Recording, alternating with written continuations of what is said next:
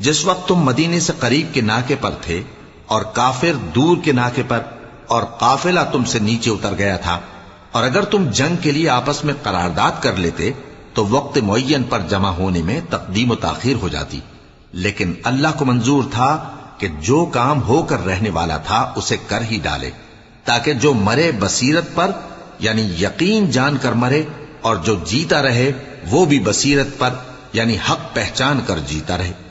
اور کچھ شک نہیں کہ اللہ سنتا ہے، جانتا ہے۔ اس وقت اللہ نے تمہیں خواب میں کافروں کو تھوڑی تعداد میں دکھایا تھا، اور اگر بہت کر کے دکھاتا تو تم لوگ جی چھوڑ دیتے، اور جو کام درپیش تھا اس میں جھگڑنے لگتے،